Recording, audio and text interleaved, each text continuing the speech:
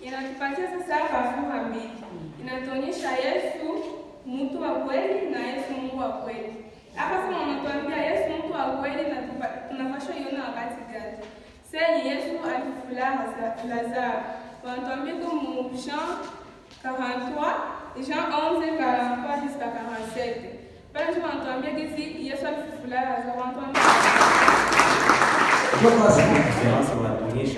banatuonyesha différence entre face visible ya église ya Yesu Kristo na nature humaine. Jésus Christ alikuwa hapa duniani, nature humaine yake hakupeshaka.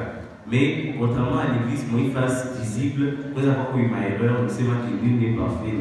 La réponse est la face visible de l'église n'est pas parfaite. Merci. Ile sasa tupatie nyingine sura mbili. Sura ya kanisa inayoonekana yenyewe haionekani. Asa ile abantu wamesema kwa question numero 377. Namna gani mtu anaweza kutambua sura isiyoonekana ya kanisa? Bantu wamesema sura isiyoonekana ya kanisa inatambulika na matukio yake ya wokovu. Na ile matukio yake ya wokovu tusiona na macho ya binadamu hapana. Ile matukio yake ya wokovu ni kwa imani tu ndio tunaweza ijua. Bila imani tutambua ile matukio ya wokovu. That's example. Mungu anasamehe sana. Sasa unaisiona anasema mshisamehewa dhambi ya Bwana. Mungu anatupatia baraka confirmation peut-être. Hawezi jua mnani mwenyesha kwa confirmer na mwenye haya kwa confirmer kama kuambia. Mwambie msije kutumishi. Hawezi ona mtu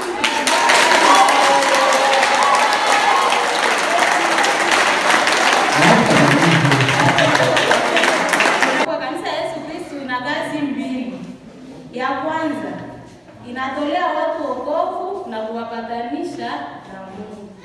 Ya pili ni kusema wanaopatikana ndani ya kanisa la Kristo wanamwabudu Mungu na kumsifu. Tunakuyapa kanisa kuabudu Mungu na kumsifu. Na kupitia vitendo gani Yesu Kristo aliunda kanisa? Ya kwanza, wakati alikuwa anatembea na wanafunzi wake, alikuwa akienda kuwafundisha ufalme wa Baba wake. Ya pili alichagua mitume wake. Comme ça se fait même aujourd'hui, na leo wanaendelea kuchagua mitume kuendelesha kutangaza habari ya Yesu Kristo. Ya tatu, alisherekea karamu takatifu na mitume yake siku ya kwanza kama vile na sisi tunaendelea kusherekea kuendelesha kuonesha union na Yesu Kristo. Ile vitendo alikuwa akiendelea akifanya. Kwa Pentecoste, même au Bible, siku ya Pentecoste wanaendelea kuexpliquer comment alitumaka mitume na kazi yenyewe ile mitume inaendelea kufanya mpaka leo, na kazi ile ni Roho Mtakatifu ndio anawapatia nguvu ya kuendelea kutenda ile Efeso yenyewe Yesu aliwapatia. Aliwapa mitume nguvu ya kuendelea kusamehe dhambi na kutubatiza kwa maji na kwa Roho. Ndiye kuabudu Mungu tutamwabudu juu yetu iko yule aliyote. Tunadependre naye. Na kumsifu tunafika hapa, tunasifu Mungu kupitia nyimbo, kupitia maombi. Hilo yote ni kumsifu Mungu. Kanisa ni nafasi inayoleta wokovu kwa watu. Sisi kama Wakristo tunaenda kwa kanisa, na tunaenda kwa kanisa kutafuta njoo wokovu wa Comme ça se fait même aujourd'hui, na ya hapa mbele tunaendelea kuiona wakati wakibatiza wanaendelea kusema kwa jina la Baba na la Mwana na Roho Mtakatifu. Natambia hii kazi inatusaidia kuleta wokovu na kutupatanisha na Mungu. Maki pale wakwambia mifano na sura mbalimbali, sababu wanasema tunakuwa vitu viko visible na vitu viko invisible. Mubitu viko visible tunapasema sasa wa Kristo tunaunda kanisa la Yesu Kristo. Maki tunaunda mwili wa Yesu Kristo. Kanisa ya Yesu Kristo inatambulikana namna gani? Iwe katika sura inayoonekana na isiyoonekana.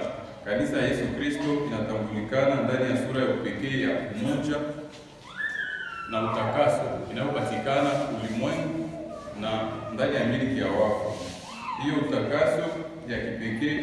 inaitwa notae ecclesia. Nasi tunakuwa umoja katika Kristo juu tuliamini kwanza tukabatiziwa na tunaendelea kukiri jina lake kila siku ndani ya maisha yetu. Sasa ndio question pour les 375. Merci. Tofauti ni ya kwanza ni masakramenta. Sio kanisa yetu tunaona kwa sakramenta. Basi zingine bado na zao. Namna gani mtu anaweza kutambua sura inayoonekana na kanisa la Yesu Kristo? Ni materialisation ya puissance ya Yesu Kristo duniani. Tunaafirme que foi yetu tumaakte de Mungu anafanyizia exemple, tunaishi ibada takatifu, tunakula karamu takatifu, tunaomba, tunahubiri. Baba nauliza en quoi réside l'unité de l'église de Jésus-Christ. Maana ile umoja ile ndio inakarakterize kanisa, kisha ile unité. Umoja wanasema kanisa ni moja kwani Mungu ni mmoja.